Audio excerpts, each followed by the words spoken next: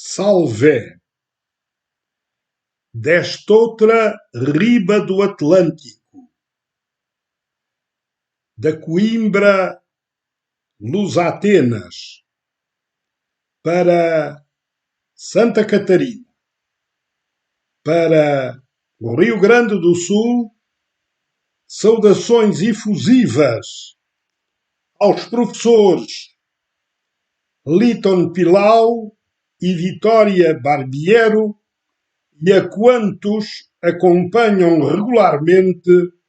as atividades pedagógicas aí desenvolvidas. As repercussões da atual crise pandémica nas relações jurídicas de consumo atingem transversalmente a vida dos consumidores em qualquer dos pontos do globo, nas 7 partidas do globo, como na Europa em particular. Para além de uma intervenção no domínio do alojamento, da habitação, do estado de saúde em particular, para os doentes crónicos e para aqueles que dependem ciclicamente de prescrições médicas. E ainda, no que toca ao crédito, sobretudo hipotecário, como em relação aos serviços públicos essenciais e no plano das atividades de lazer, espetáculos, viagens organizadas, permanência em empreendimentos turísticos e em estabelecimentos de alojamento local. E noutros domínios da vida, de tudo um pouco, houve, de forma concertada ou desconcertada, congruente ou incongruente, em vários momentos, intervenções das entidades reguladoras, em menor escala, como quer do governo,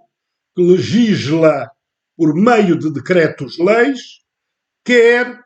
através de uma intervenção decisiva do Parlamento.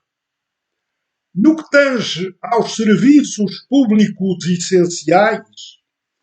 uma nota para a circunstância de as mais de 200 entidades gestoras da distribuição predial de águas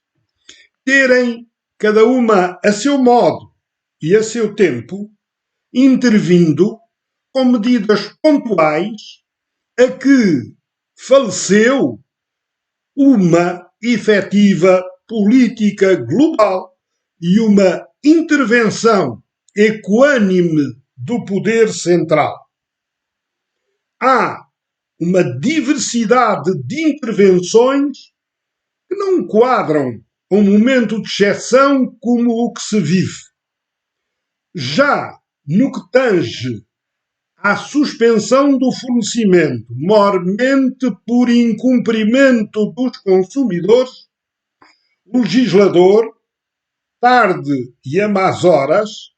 mais tarde do que os seus homólogos europeus em geral, veio a terreiro estabelecer regras de suspensão das ações de corte, entretanto encetadas, até ao mês subsequente ao do termo do estado de emergência, que em princípio entre nós cessa em 2 de maio próximo futuro. Sucede que se proibiu o corte de fornecimento no que tange à água e à energia elétrica. Também no que concerne às comunicações eletrónicas. Mas no âmbito das comunicações eletrónicas, o legislador fez uma inflexão que, ao que se nos afigura, se não justifica. A saber, só verão interrompidos os cortes os consumidores que estejam em situação de desemprego, cujos rendimentos do agregado familiar tenham sido reduzidos em 20% ou mais e que estejam infectados pelo vírus, pela Covid-19. Ora, isto significa que, neste particular, houve um tratamento diversificado das situações, não se justificando que as comunicações eletrónicas tivessem constituído exceção, mormente porque, no âmbito das comunicações eletrónicas, para além do telefone fixo, do celular, da telecópia, do fax e da televisão a cabo, para além de outras formas de transmissão de dados onerosas ou gratuitas, figura a internet, que hoje, a seu modo, é um direito universal, cujo acesso não pode ser vedado, mormente em circunstâncias em que se desencadeou uma autêntica ofensiva mercê das condições do nosso viver atual, por forma a que o teleensino, o teletrabalho, os contactos com os serviços estruturais de saúde se processem exatamente através destes meios. E mal se justifica que só as pessoas que se enquadrem efetivamente nas coordenadas da hipervulnerabilidade é que mereçam esta distinção. Ademais, nestas circunstâncias, este mesmo grupo pode pôr termo aos contratos de fidelização, que por via de regra são de 2 anos, sem quaisquer consequências, isto é, não tendo de indemnizar as operadoras pelo facto de terem rompido o contrato antes do seu termo. E, além disso, prevê-se a suscetibilidade de, no caso de não pagamento das faturas,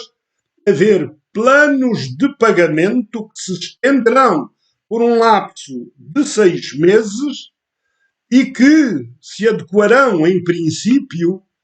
às dificuldades por que passam os consumidores individualmente considerados e as famílias, porque os orçamentos das famílias nesta inopinada crise estão a ser afetados mais do que proporcionalmente. E, para além do mais, estas medidas excepcionais deveriam efetivamente ter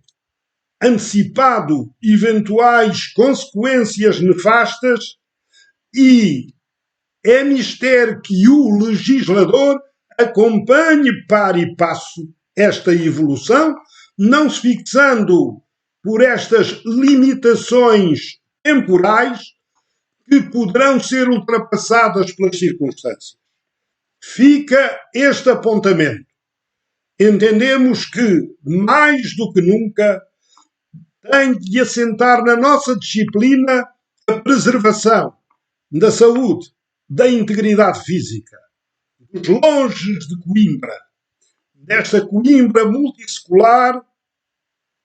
o amplexo fraterno a quantos, nesse portentoso Brasil, cumprem a nobre arte da pedagogia e se votam a esta causa absolutamente imperecível da cidadania. Um abraço fraterno a quantos prosseguem essa missão.